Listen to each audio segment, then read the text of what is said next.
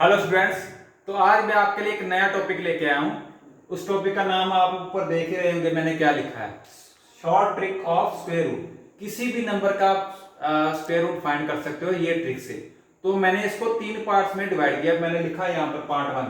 आज मैं आपको पहले दिन है थोड़ा सा सिंपल सिंपल बताऊंगा, जो काफी छोटे नंबर होते हैं उनका, जैसे 30 तक उसका 3 डिजिट में आंसर आता है, तो मैं उसके बारे में बताऊंगा। उसके बाद मैं नेक्स्ट वीडियो में इससे बड़े वाले नंबर, उसके बाद उसके बड़े वाले नंबर। तो शुरुआत करते हैं। हमको 1 से लेकर 10 तक जो टेबल लिखा हुआ ना, ये याद होना चाहिए, क्योंकि अगर ये याद नहीं होगा तो हम ये क्वेश्चन सॉल्व नहीं कर पाएंगे। और दूसरी बात ये कि ये ट्रिक उस पर ही अप्लाई होगी जो परफेक्ट स्क्वायर बन रहा होगा। हमको बहुत बार ऐसे क्वेश्चन आते हैं जिसमें लिखा होता है कि ये परफेक्ट स्क्वायर है, चेक करो इसका स्क्वायर रूट क्या है। तो उस क्वेश्चन में हम इसको अप्लाई कर सकते हैं। जिसका परफेक्ट स्क्वायर नहीं बन रहा और नंबर का, उसको सॉल्व करने में हम इसको नहीं लगा सकते। ठीक है जी। तो सबसे पहले ये टेबल को समझते हैं, इसमें क्या एक राज है। देखिए, इसको हमेशा ही आपने 10 बनाना है। 10 एक आपको याद रहेगा, दूसरा अपने आप बन जाएगा। जैसे देखिए 00 यहाँ पर लिखा है, जैसे 1 देखो, 1 का स्क्वायर किया 1 आ गया, ऐसे 9 का स्क्वायर किया 81, ये यूनिट प्लेस पे क्या आ गया 1। इसका भी फर्स्ट नंबर क्या है, सिंगल डिजिट है तो 1 ही है। तो इसका मतलब जिस किसी नंबर के पहला नंबर जो यूनिट प्लेस पे होगा, अगर वो 1 है, इसका मतलब क्या है कि वो नंबर का पहला डिजिट जो है या तो 1 होगा या क्या होगा 9। ऐसे ही 4 किसमें आ रहा है, 2 का स्क्वायर इधर, 8 का स्क्वायर, फिर 3 का स्क्वायर 9 और 7 का स्क्वायर 49। तो फर्स्ट डिजिट देखो सभी का सेम ही आ रहा है दोनों का, इधर 4 का 16 और इधर 36। तो फिर इसमें भी फर्स्ट डिजिट जो है वो 6 आ रहा है। इसका मतलब हर एक का दो दो पार्ट है। और एक और तरीका है, ये 5 का है, 5 के लिए तो सिंगल नंबर ही है, ये अपना 5 जो है इसके लिए 5 ही होगा। और एक और तरीका है इसको याद करने का, आप एक याद करो दूसरा अपने आप याद होगा। मान लो आपको पता है ये 1 है, तो दूसरा क्या करो, उसको हमेशा ही हमने 10 बनाना है, हमेशा ही हमने 10 बनाना है। तो 1 में कितना प्लस करेंगे, 10 बनेगा 9। तो इसका मतलब 1 और 9 है, ये देखो ये याद हो जाएगा। 1 का स्क्वायर 9 का स्क्वायर 10 बन गया, इधर से भी याद कर सकते हैं। ऐसे ही 2 का स्क्वायर 4 होता है, तो हमको पता होना चाहिए और दूसरा नंबर कौन होगा जिसका यूनिट प्लेस पे 4 आएगा। तो उसका मतलब 2 में कितने ऐड करेंगे, 10 बनेगा 8। तो ये देखो 2 और 8 10, और इधर देखो 4 4 सेम आ गए। ऐसे 3 का स्क्वायर और इधर 3 + 7 10।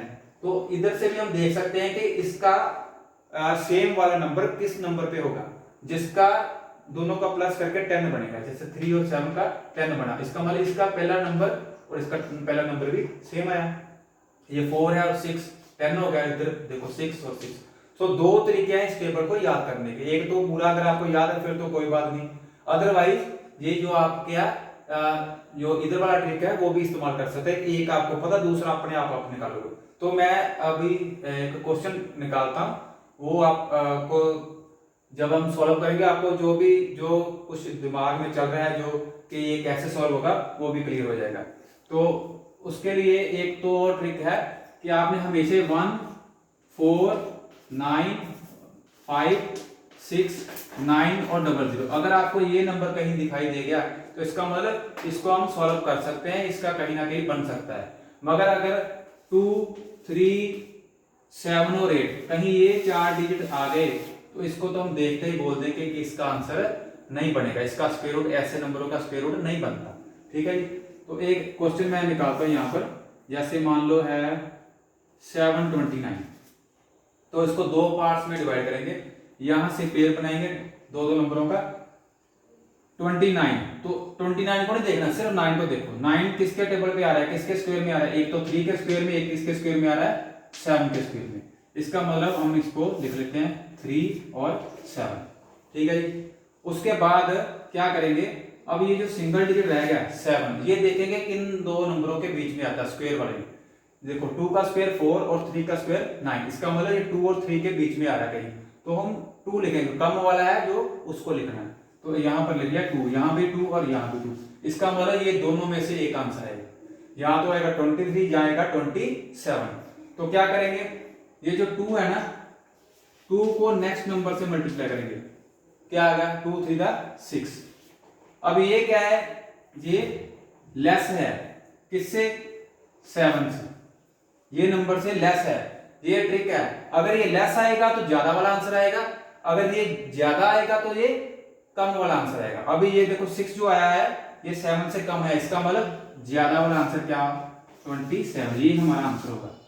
ठीक है जी। अगर ये ज्यादा आ जाता, मान लो ये 7 ग्रेटर देन 6 ऐसे कुछ आ जाता, तो फिर ये कम वाला आंसर आता। ठीक है, तो ऐसे ही आप 11 से लेके 30 तक बहुत से क्वेश्चन है, वो बड़ी आसानी से सॉल्व कर लोगे। तो आप इनको सॉल्व करके देखना, किसी में भी अगर किसी को कोई प्रॉब्लम आ रही है तो मेरे को कमेंट में बताना, मैं उसका भी सोल्यूशन आपको बताऊंगा। और इसका जो सेकंड पार्ट है वो मैं आपको कल सेंड करूंगा। Thank you.